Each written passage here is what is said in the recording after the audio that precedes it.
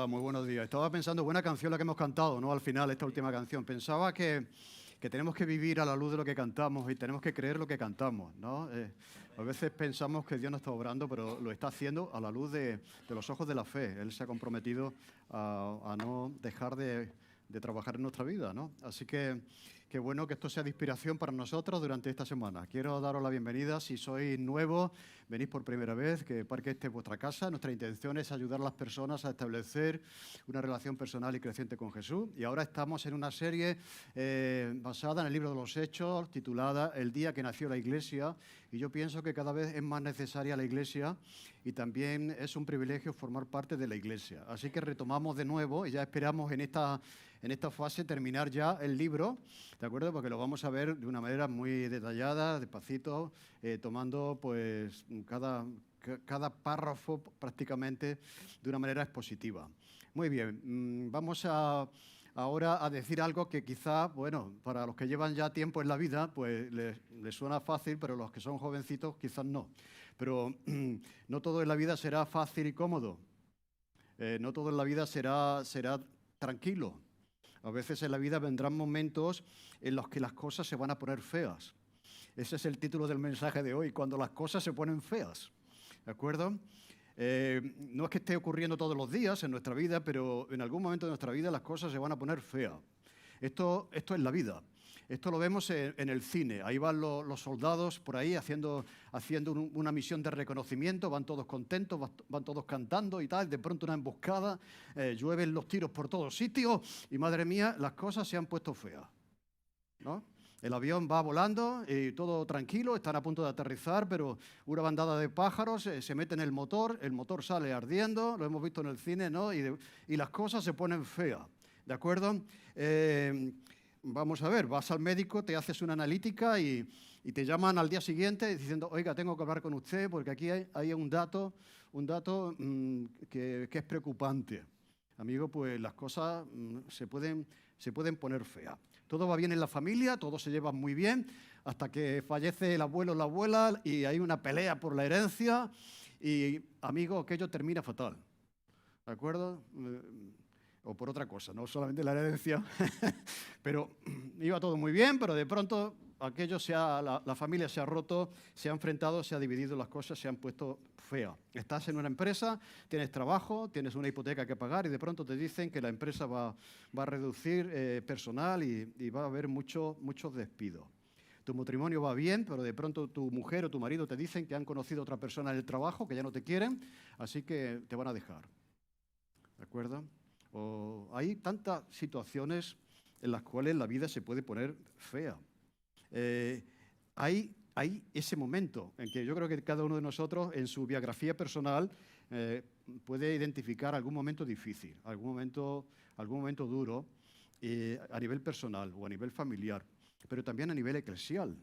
O sea, hay momentos también en que las iglesias pasan por momentos difíciles y las cosas también se ponen feas, ¿de acuerdo?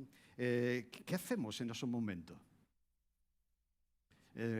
Muchas veces vemos en los partidos políticos que cuando las cosas se ponen feas, mucha gente abandona el partido, abandona el barco, buscando, ¿me entendéis?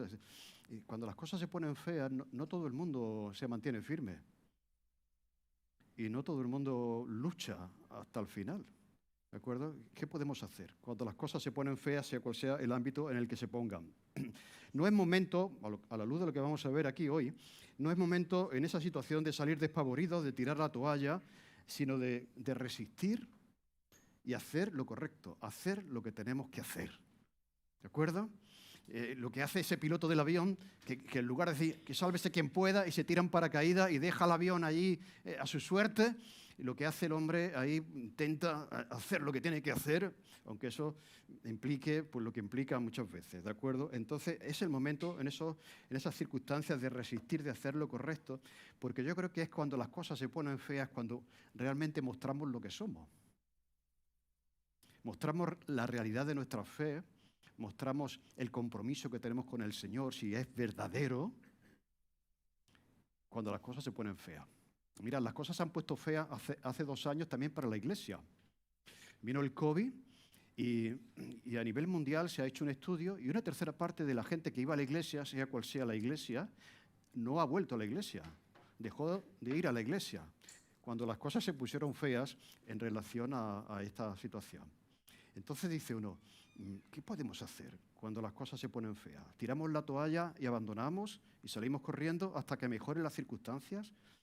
¿O mostramos la fortaleza de nuestra fe, la realidad de nuestro compromiso, nuestra madurez personal cuando las cosas se ponen feas? Mira, feas se pusieron para Jesús cuando fue arrestado allí en el Monte de los Olivos.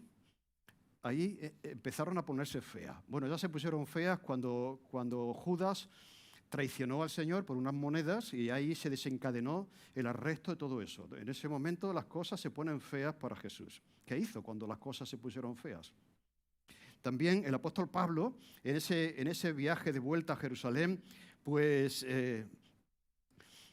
vemos que en el texto de hoy, cómo las cosas se van a poner feas. Vamos a leer el texto de Hechos, capítulo 21, versículo 1 al 16, y vamos a ver cómo la situación va a ser difícil de aquí en adelante para el apóstol Pablo. Dice, después de separarnos de ellos, zarpamos y fuimos con rumbo directo a Cos, al día siguiente a Rodas y de allí a Pátara. Y hallando un barco que pasaba a Fenicia, nos embarcamos y zarpamos. Al avistar Chipre, dejándola a la mano izquierda, navegamos a Siria y arribamos a Tiro porque el barco había de descargar allí. Y hallados los discípulos, nos quedamos allí 7 días y ellos decían a Pablo por el Espíritu que no subiese a Jerusalén. Cumplidos aquellos días, salimos acompañándonos todos con sus mujeres y con sus hijos hasta fuera de la ciudad y puestos de rodillas en la playa, oramos. Y abrazándonos los unos a los otros, subimos al barco y ellos se volvieron a sus casas. Y nosotros completamos la navegación saliendo de Tiro y arribamos a Tolemaida y habiendo saludado a los hermanos, nos quedamos con ellos un día. Al otro día saliendo Pablo y los que con él estábamos, el que escribe se incluye ahí, fuimos a Cesarea y entrando en casa de Felipe, el evangelista, que era uno de los 7, posamos con él. Este tenía 4 hijas doncellas que profetizaban. Y permaneciendo nosotros allí algunos días, descendió de Judea un profeta llamado Ágabo, quien viniendo a vernos tomó el cinto de Pablo y atándose los pies y las manos dijo, esto dice el Espíritu Santo, así atarán los judíos en Jerusalén al varón de quien es este cinto y le van a entregar en manos de los gentiles. Al oír esto, le rogamos nosotros y los de aquel lugar, no solamente los que iban con Pablo, sino los creyentes de esa iglesia, que no subiese a Jerusalén. Entonces Pablo respondió, ¿qué hacéis llorando y quebrantándome el corazón? Porque yo estoy dispuesto no solo a ser atado, más aún morir en Jerusalén por el nombre del Señor Jesús. Y como no lo pudimos convencer, como no lo pudimos persuadir, desistimos diciendo, pues que se haga la voluntad del Señor. Después de estos días, hechos ya los preparativos, subimos a Jerusalén y vinieron también con nosotros de Cesarea algunos de los discípulos, trayendo consigo a uno llamado Manasón de Chipre, discípulo antiguo, que llevaba mucho tiempo ya en el Señor, de los primeros convertidos, en casa de quien nos íbamos a hospedar. Vamos a ver el mapa para recordar un poco el viaje de vuelta de Pablo. Entonces Pablo llega aquí y aquí a Mileto y llama a los ancianos de la iglesia de Éfeso y se despide de ellos. Estos hermanos saben que no van a volver a ver a Pablo. Pablo de hecho se lo había dicho, ya no os voy a volver a ver, porque él se temía que algo iba a pasar en Jerusalén.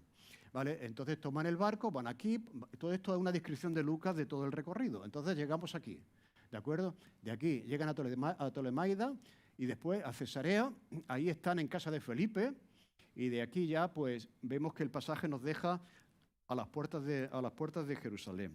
Él viene con una ofrenda que ha recogido en todas las iglesias por donde ha pasado para ayudar en las necesidades de la iglesia de Jerusalén en ese momento. La iglesia de Jerusalén tenía una necesidad y todos los hermanos son solidarios con los cristianos en Jerusalén, a los que no conocían siquiera algunos de ellos, pues, y entonces Pablo está llevando esa ofrenda. O sea, quiere decir que está haciendo algo bueno, está haciendo lo correcto, está llevando una ofrenda que puede aliviar la situación de los hermanos en Jerusalén. Y en medio de esa situación, haciendo lo correcto, las cosas se van a poner feas para él. Nos recuerda un poco a José, ¿os acordáis? Que por hacer lo correcto, las cosas se pusieron muy feas y terminó en una cárcel. Pero a veces, haciendo lo correcto, las cosas se pueden complicar, las cosas se pueden poner feas. Y entonces Pablo ya tiene la sensación, por lo que hemos visto ya en el libro de los Hechos, de que algo está por llegar que no es precisamente bueno. Y va a ocurrir cuando llegue a la ciudad de Jerusalén. La ciudad de Jerusalén ya está muy cerca de donde ellos están. Podríamos decir que ya se van acercando a la ciudad. Ahí va a pasar algo que vamos a ver hoy, que es anunciado que le va a pasar. Entonces, cuando él está ahí, dice que un profeta viene a su encuentro y coge su cinto, y el profeta se ata las manos y los pies y le dice, esto va a pasar al dueño de este cinto. Era el cinto del apóstol Pablo. Probablemente no era un cinto como este, porque si hay un voluntario que quiera que le ate las manos y los pies, quizá es una situación bastante incómoda, ¿no? Bastante difícil, pero este profeta era de los buenos. Vamos a ver ahora que hay buenos profetas y malos profetas, y los profetas suelen utilizar siempre ilustraciones, ¿de acuerdo? Entonces, él llega allí, va a decirle algo a Pablo, pero antes quiere ilustrarlo, ¿no? Y, a ver, Pablo, ¿me puedes pasar tu cinto? Probablemente era una cuerda larga que él llevaba, y entonces, pues, él mismo se ata, probablemente quedó una situación bastante incómoda si te atan de las manos y de los pies. Entonces dice, esto te va a pasar a ti, Pablo, tú eres el dueño de este cinto, como subas a Jerusalén, esto es lo que te espera. O sea, las cosas se van a poner bastante feas para ti, ¿de acuerdo? Entonces, pero antes de llegar a eso y ver cómo respondemos en situaciones como esa, pues vamos a volver un poquito atrás, ¿de acuerdo? Vamos a echar un poquito, vamos a hacer ¿cómo se llama esto? Volver atrás en la serie, un flashback, ¿no? O algo así, y vamos a volver atrás. Dice el texto de Lucas, al avistar Chipre, dejándola a mano izquierda, navegamos a Siria y arribamos a Tiro, porque el barco había de descargar allí. Era un barco comercial que llevaba allí paquetería de Amazon, ¿de acuerdo? Y entonces pues tenían que dejar allí los paquetes, ¿de acuerdo? Entonces ellos estuvieron allí un tiempo hasta que ese barco pues fuese descargado, etcétera. Dice, porque había de descargar allí. Y hallados los discípulos, nos quedamos allí 7 días. Y ellos decían a Pablo, por el Espíritu, que no subiese a Jerusalén. Antes de que el profeta le dice a Pablo, a través de la ilustración del cinto, que no suba, que esto le dice que esto te va a pasar, no le dice exactamente que no suba. Son estos creyentes los que ya antes de que lo diga el profeta le dicen, mira, no subas a Jerusalén. Entonces, mira, es muy interesante que Pablo se queda allí 7 días y lo primero que hace Pablo es buscar a la iglesia. Eso es muy interesante. Pablo podía haberse quedado allí en el hostal del puerto esperando que el barco estuviera disponible para seguir su viaje, pero lo primero que hace es buscar una iglesia. Este es un buen consejo. Cuando nos mudamos de ciudad y todo eso, y somos cristianos, lo primero que debemos hacer es buscar una iglesia para congregarnos en esa ciudad. Y eso fue lo primero que hizo. Y a veces, cuando las cosas se ponen feas para nosotros, no tenemos ganas de ir a la iglesia. No tenemos ganas de hablar con nadie. No tenemos ganas de hablar con los hermanos. ¿De acuerdo? Y la tendencia es a encerrarnos, ¿de acuerdo? Y a no buscar esa relación con la iglesia. Pero precisamente lo que Pablo hace. Lo contrario de lo que muchas veces hacemos nosotros. Y es el dato que he dicho del COVID, que realmente es significativo. O sea, ¿cómo es posible que gente que dice ser cristiana abandone de una manera así como hemos dicho, porque hay una situación difícil? Es verdad, por supuesto, hay casos donde uno dice, quédate en casa, pero me entendéis, ¿no? O sea, una tercera parte del cristianismo ha dejado de ir a la iglesia porque las cosas se han puesto feas, en un sentido, ¿no? Y supone también a veces un riesgo, porque supone un sacrificio, etcétera, etcétera, etcétera. Pablo lo primero que hace es buscar a la iglesia. Y allí esos hermanos a los que busca le dicen por el Espíritu que no suba a Jerusalén. Le dicen que no suba. Y es muy interesante que lo dicen por el Espíritu. Parece ser que no son ellos, sino que es el Espíritu Santo el que le está diciendo a Pablo que no suba. Pero al mismo tiempo, el Espíritu le dice a Pablo lo que le va a pasar. No subas a Jerusalén. Y la pregunta es, ¿eso era del Señor? ¿Ese consejo que ellos están dando a Pablo era del Señor? ¿O era, el Señor me ha dicho que no hagas esto? No podemos confundir, y lo veremos luego, una impresión nuestra o ir haciendo de profetas, a veces que podemos ir haciendo de profetas y decimos, el Señor me ha dicho, y estamos lanzando algo que puede ser sumamente grave para la vida de esa persona. Entonces, hay aquí realmente un reto a entender si realmente esto era algo que el Espíritu Santo le estaba diciendo que no hiciera, porque si era del Espíritu Santo, Pablo desobedeció al Espíritu Santo al subir a Jerusalén, ¿o no? Y lo hizo. ¿Pensamos que fue obediente al Espíritu o fue desobediente? O aquello que le estaban diciendo estos hermanos no era del Señor, sino que era una impresión que ellos tenían ante lo que temían que iba a pasar con el apóstol Pablo. Y como le quieren evitar el sufrimiento, cosa que todo el mundo quiere hacer con sus hijos o con los hermanos, ¿no? Intentamos evitar el sufrimiento, si es posible, de aquellas personas que queremos. Así que el versículo 5 nos dice que cuando se cumplieron aquellos días, salimos acompañándonos todos los hermanos, con su mujer y con sus hijos, hasta fuera de la ciudad, y puestos de rodillas en la playa, oramos. Y abrazándonos los unos a los otros, subimos al barco y ellos se volvieron a sus casas. Lo cual quiere decir que Pablo no escuchó el consejo de estos hermanos. Es muy bonito, que era una costumbre antigua, que sigue siendo una costumbre buena. Cuando alguien se va, allí vamos al aeropuerto, o vamos al puerto, o vamos a la estación de autobuses a despedir a la gente. Esto era una costumbre de aquel tiempo. Lo que no era costumbre es que hicieran una oración por esa persona, por ese viaje, y por lo que estaba por venir. Esa es una costumbre cristiana. Sí, es muy bonito. A mí me sorprendía mucho cuando yo por primera vez me montaba en el coche con un cristiano. Y íbamos a hacer un viaje, y un momentito antes de empezar vamos a orar. Y he dicho, esto no lo he hecho nunca. Yo me he confiado a San Cristóbal, este me va a proteger, pero pues es muy bonito ese detalle de que no solamente acompañarle cumpliendo con una norma de buena educación, sino ponerse de rodillas allí y pedir al Señor por este hermano, que nos tememos que las cosas se van a poner feas para él, ¿de acuerdo? Así que ellos vuelven a casa y vemos aquí dos destinos muy interesantes, y esto es la vida también, y a veces la vida cristiana, que unos, después de orar, vuelven a su casa con tranquilidad y con seguridad, sin ningún tipo de temor, pero los que van con Pablo se dirigen a un destino que va a ser incierto. Y esto pasa con la vida. A veces ve uno una persona cristiana, hija de Dios, oye, que va en un camino fantástico, todo parece que le va bien, y ve uno a un hermano tan bueno como él, ¿me entendéis? Y parece que va en una dirección donde las cosas están feas o se van a poner feas o siguen siendo feas. Estos son los designios de Dios para sus hijos, ¿no? Pero veis que son dos, unos vuelven a su casa sin ningún tipo de temor, pero los que van con Pablo van hacia no sabemos qué es lo que va a pasar, ¿de acuerdo? Bueno, ya sí que temían que algo iba a pasar. Muy bien, entonces en segundo lugar, llegan a Tolemaida, aquí, que está aquí, ¿veis? En segundo lugar, la segunda parada, y entonces dice, nosotros completamos la navegación saliendo de Tiro, arribamos a Tolemaida, y habiendo saludado a los hermanos, nos quedamos con ellos un día. De nuevo, Pablo, en esta segunda ocasión, ya es solamente un día, pero también busca la comunión de los hermanos.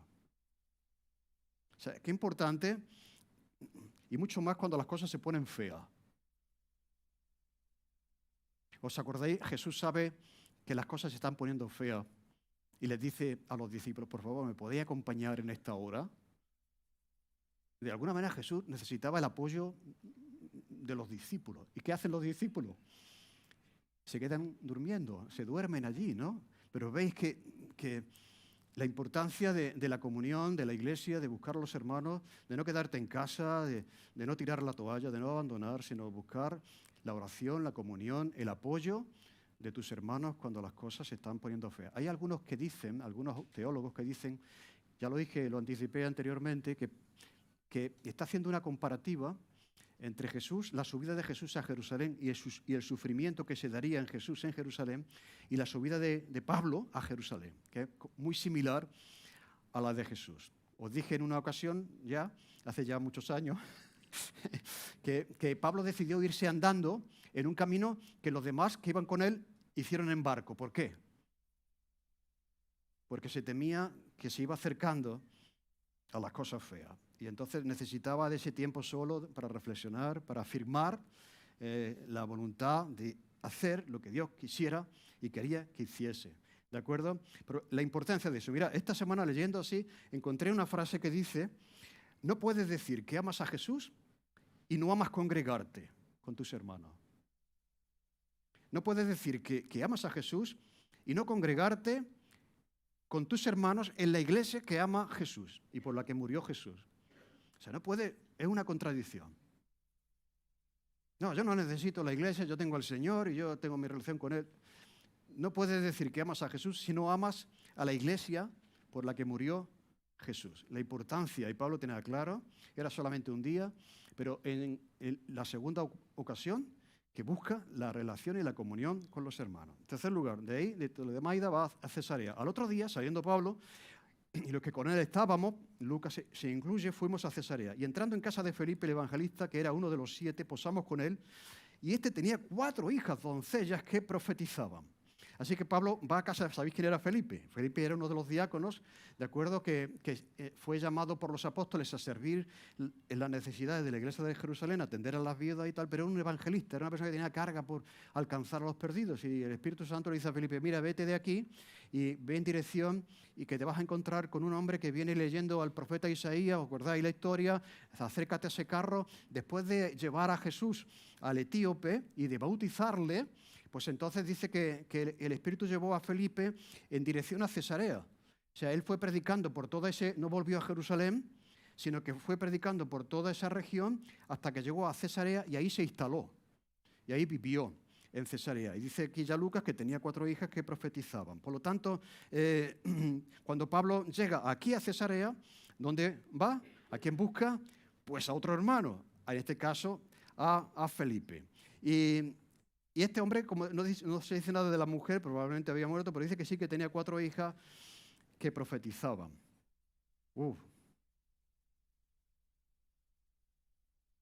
Pablo dice en Corintios, hablando de los dones espirituales, que Dios reparte dones sin discriminar el sexo. No, tú eres mujer, pues a ti no te voy a dar esto. No, Dios reparte dones como quiere, sin discriminación de... ¿No? ¿No es así? Pues parece ser que aquí estas mujeres recibieron un don que era de predicar.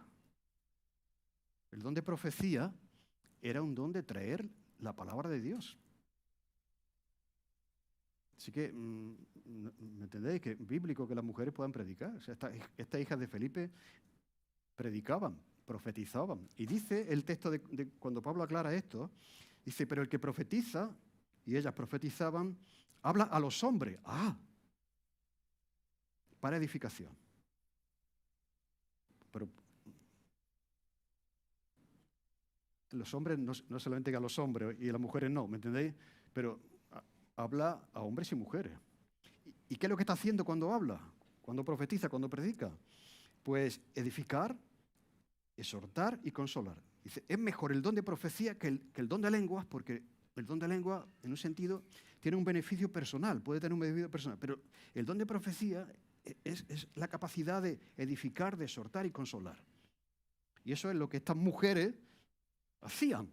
Por lo tanto, aquí creemos en esta iglesia que las mujeres pueden tener ese don y pueden predicar. Otra cosa es que quieren hacerlo. Muchas veces, no, búscate a otra persona, búscate. Pero creemos que esto lo vemos aquí en el libro de los Hechos. Bien, este es un tema interesante, pero no podemos quedarnos aquí.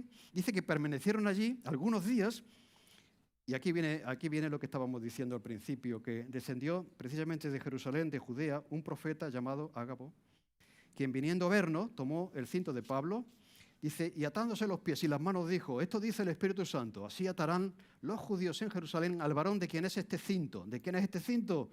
Pablo dice, es mío, pues eso te va a pasar a ti. Y le entregarán en manos de los gentiles. Al oír esto, le rogamos nosotros y los de aquel lugar que no subiese a Jerusalén. O sea, es muy interesante que ya le habían anticipado a Pablo lo que le iba a pasar, pero parece ser que aquí ya no solamente los hermanos de la iglesia, probablemente lo que hemos visto, que le habían dicho a Pablo no suba, sino ahora viene un profeta y dice lo mismo. Y es que este profeta tenía crédito, era un profeta respetado. No es la primera vez que aparece aquí este profeta, ya apareció otra vez en el libro de los Hechos. ¿De acuerdo? Vamos a leer un pasaje donde dice lo siguiente, capítulo 11, versículo 25 al 28, para saber un poco de este hombre, de este profeta. Es la segunda vez que aparece. Después fue, capítulo 11, versículo 25, después fue Bernabé a Tarso para buscar a Saulo y hallándole le trajo a Antioquía. Antioquía era una iglesia que, si vemos el mapa, está aquí, que era una iglesia muy importante donde Pablo comenzaría los viajes misioneros. O sea, era una iglesia que surgió y que había necesidad de que alguien estuviera allí. Y entonces Bernabé llamó a Pablo y le trajo para ayudarle a edificar la iglesia de Antioquía. Y se congregaron allí todo un año con la iglesia y enseñando a mucha gente, y a los discípulos se les llamó cristianos por primera vez en Antioquía, ¿veis? Esto lo hablamos ya. Ahí se les llamó cristianos por primera vez, antes se les llamaba los del camino, por aquí se les llamó cristianos. Y en aquellos días unos profetas descendieron de Jerusalén a Antioquía y levantándose uno de ellos llamado Ágabo, daba a entender por el Espíritu que vendría una gran hambre en toda la tierra habitada, la cual sucedió en tiempo de Claudio. Entonces los discípulos, cada uno conforme a lo que tenía, determinaron enviar socorro a los hermanos que habitaban en Judea, lo cual en efecto hicieron, enviándolos a los ancianos por mano de Bernabé y de Saulo. Mirad, Pablo va con una ofrenda, con un equipo representante de diferentes iglesias, precisamente como consecuencia de la profecía de este profeta, que había dicho que vendría una gran hambre en Jerusalén, como así sucedió. Está comprobado que ciertamente pasó. Pero en este sentido la iglesia se anticipó y ya proveyó de recursos económicos para ayudar a la iglesia en Jerusalén. Lo cual quiere decir que era un profeta creíble. Dice el Antiguo Testamento que si hay alguien que hace una profecía, dice que va a haber hambre y luego no la hay, que tiene que ser apedreado. O sea, es muy grave, ¿no? Acercarte a alguien y decirle, el Señor me ha dicho que esto te va a pasar a ti, ¿no? Y vives toda tu vida. Entonces, es muy grave eso. Entonces, como tú vayas así y eso no sea verdad, hay un juicio de Dios para ti. No estás haciendo bien. Pero este era un profeta, ¿me entendéis? Que era un profeta creíble. Por eso, como ellos sabían, los que iban con Pablo, que este era el que había predicho que habría hambre y no se equivocó, tampoco se va a equivocar aquí. Pablo, hasta aquí los hermanos han dicho que no subas, pero ahora te lo decimos nosotros, Lucas y el resto. Pero bueno, ¿qué vamos a hacer con la ofrenda? Si esta es nuestra misión. Da igual, ya veremos, ya la mandaremos un giro, pero ahora hay que intentar no protegerse, hay que intentar evitar el sufrimiento. Eso nos recuerda a lo que hizo Pedro con Jesús, cuando Jesús le dijo que era necesario que subiese a Jerusalén porque allí iba a ser entregado. Señor, eso no te pase. O sea, no te pase en ninguna medida. A pesar de todo eso, Pablo siguió adelante. Y en efecto, como había dicho Ágabo, y lo vamos a ver la semana que viene, cayó en manos de los romanos y sufrió lo que el profeta le dijo que iba a sufrir. Al oír eso, versículo 12, tanto los que van con Pablo como la iglesia, no subas. ¿Cuál es la intención? La intención, en un sentido, puede ser comprensible. O sea, cuando Pedro le dice al Señor, Señor, no subas a Jerusalén, en un sentido, Pablo está buscando que Jesús no sufra, ¿no? No quiero decir que, ¿de acuerdo? Hombre, si tú sabes que esto te va a pasar, pues no te metas ahí, no hagas eso.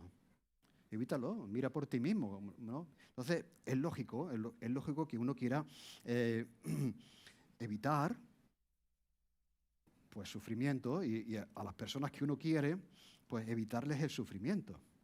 Pero a veces hay que sufrir. Y a veces uno tiene que beber la copa que tiene que beber. ¿De acuerdo? Mira, hay algo interesante que quisiera decir en relación a esto. Eso nos pasa también a nosotros. Queremos evitar el sufrimiento de la gente a la que amamos. Pero una vez leí, en un libro que yo siempre recomiendo, que no tenemos que interponernos en los planes que Dios pueda tener con las personas. Aunque eso implique que van a sufrir. Porque a veces Dios nos enseñará a través del sufrimiento. Y si te interpone, te estás interponiendo a lo que Dios quiere hacer a través de esa persona, a través de esa situación. Lo dice de Jesús en hebreo, que aprendió obediencia por lo que padeció. Así que es legítimo, en un sentido, que intentemos evitar las situaciones difíciles, los problemas. O sea, de hecho, bueno, como vayamos así intentando limpiar el camino para la vida de la gente, es que no lo estamos haciendo bien, porque eso no es la vida. Nuestros hijos tendrán que aprender a enfrentar los problemas y a superarlos, siempre con el apoyo de sus padres y con el apoyo de la iglesia. ¿Veis que la iglesia está ahí? La iglesia le dice a Pablo, mira, Pablo, como hizo Pedro, evita subir a Jerusalén, mira por ti mismo. Pero estuvo ahí, orando por él. Y al final, ¿qué dijeron? Que se haga la voluntad de Dios. Viendo que no le podían convencer, dice que se haga la voluntad de Dios. ¿Por qué? Porque Pablo les dice, ¿qué hacéis ahí llorando y quebrantándome el corazón? Porque yo estoy dispuesto no solo a ser atado, más aún a morir en Jerusalén por el nombre del Señor Jesús.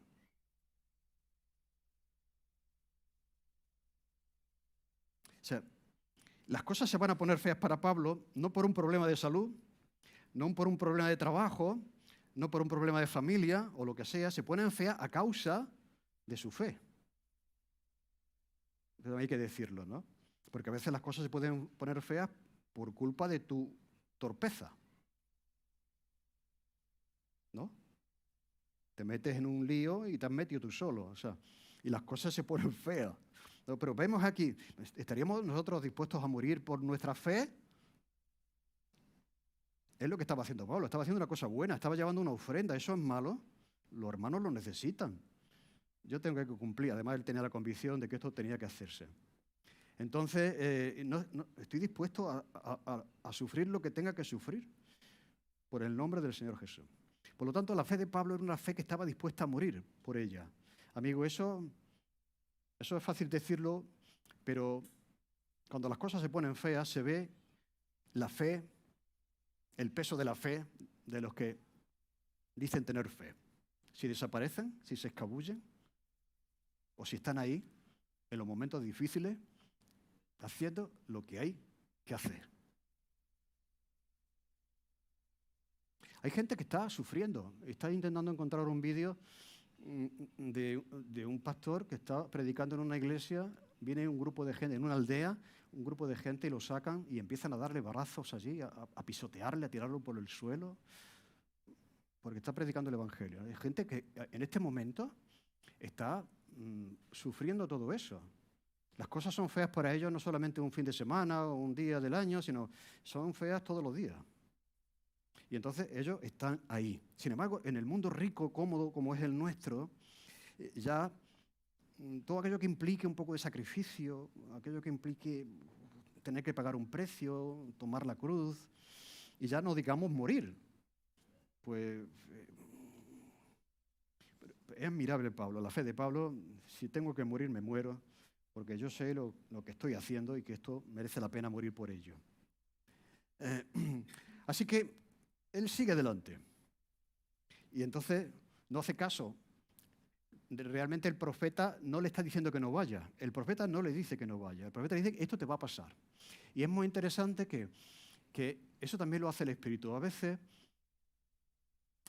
tampoco nos deja Dios solos en medio de la emboscada de la vida. O en medio de alguna manera también está con nosotros y nos dice, mira, esto te va a pasar.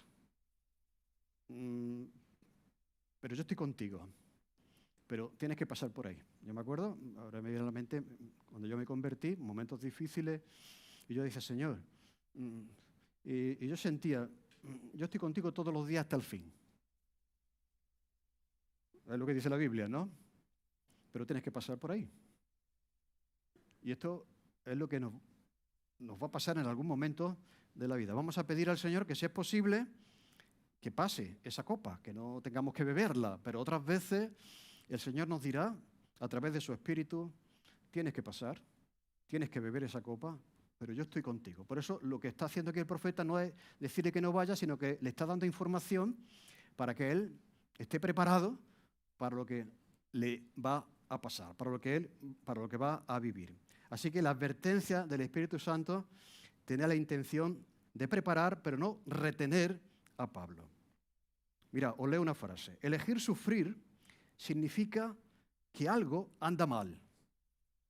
Elegir la voluntad de Dios, incluso si eso significa sufrir, es algo muy diferente. Ningún sano creyente elige el sufrimiento de por sí, pero sí que elige la voluntad de Dios, tal como hizo Jesús. Ya sea que implique sufrimiento o no. Quiero decir que aquí no estamos... Pablo era un insensato, era un masoquista, le gustaba que le apedrearan. No. Un cristiano equilibrado, sano, evitará el sufrimiento si se puede evitar. De hecho, en una ocasión Pablo dice, parad que yo soy un ciudadano romano, no me podéis tratar así. ¿De acuerdo? Y Jesús, cuando lo van a tirar por lo alto de la montaña, ¿qué es lo que hace Jesús? Se escabulle. Porque, quiero decir, los sensatos... algunos cristianos primitivos entendieron esto mal y se ofrecían voluntarios para que los tiraran a los leones. ¿No? Vamos a ver. Si tú puedes evitar el sufrimiento, evítalo. Pero hay momentos que no vas a poder evitarlo porque a través de esa situación el Señor te va a fortalecer, te va a enseñar, te va a capacitar. Y tendrás que beber la copa, por muy desagradable que sea, en la confianza de que Dios estará contigo. Y entonces, viendo esa convicción del apóstol Pablo, pues como no le pudimos convencer, desistimos diciendo, hágase la voluntad del Señor. Eso es lo que yo creo que tenemos que decir nosotros, ¿no? Respecto al sufrimiento. Hay momentos en los que tendremos que decir, Señor, que se haga tu voluntad. Si puedo evitarlo, lo evito, como dijo Jesús. Yo creo que la mejor respuesta ante eso es lo que hizo Jesús. Señor, no me gusta este trance, sé lo que va a venir, sé que esto implica angustia, maltrato, muerte, sufrimiento, dolor, pero que no sea mi voluntad, sino que sea la tuya. Y entonces, hasta Lucas, que era el que escribe, que va con Pablo, dice, bueno, que Dios haga su voluntad en lo que va a pasar, ¿de acuerdo? Entonces, después de esos días, dice que llegan a Jerusalén, donde está con este hombre que es un creyente de muchos años. Que por otra parte también es muy interesante eso, ¿no? O sea, es de los primeros que se convirtieron y todavía después de casi 40 y tantos años todavía persevera en la fe. O sea, es admirable aquellas personas que son desde el principio hasta el final están ahí y son hospitalarios y este hombre fue el que atendió a Pablo y seguro el que no lo dice el texto, el que lo reconfortó, lo animó en su casa, seguro que le puso bien de comer, lo trató bien porque sabía a lo que se iba a enfrentar Pablo al día siguiente. Bien, pues entonces, terminando, a veces las cosas se van a poner feas en nuestra vida.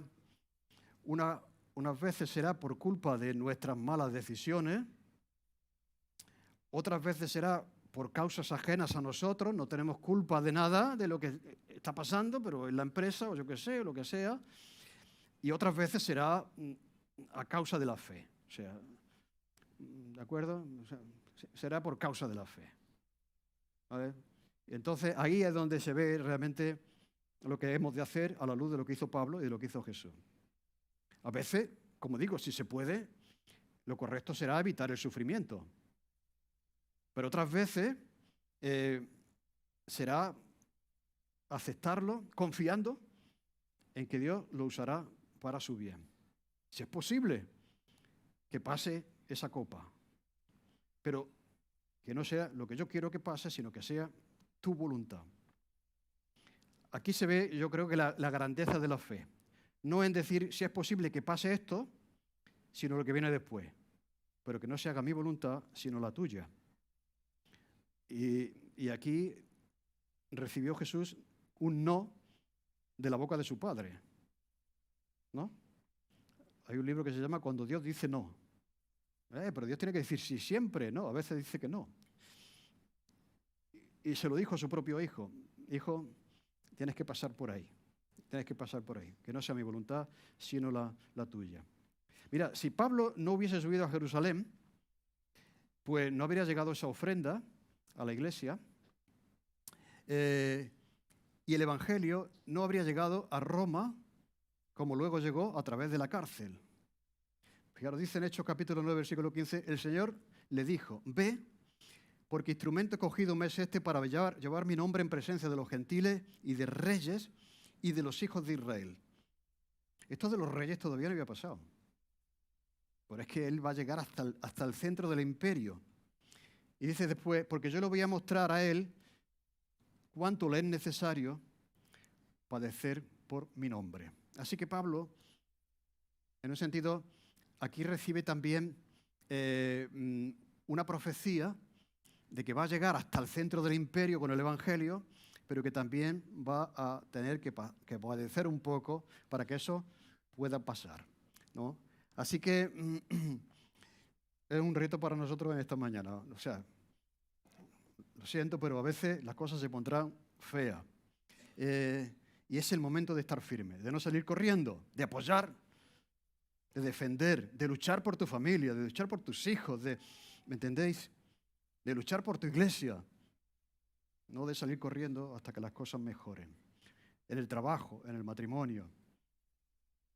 No es momento para salir corriendo, sino es el momento para defender aquello en lo que creemos.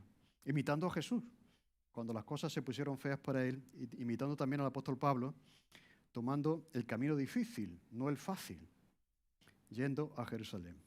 Y una cosa importante es que siempre será en la compañía y la comunión de la iglesia. Pablo no hizo eso como una señal de educación.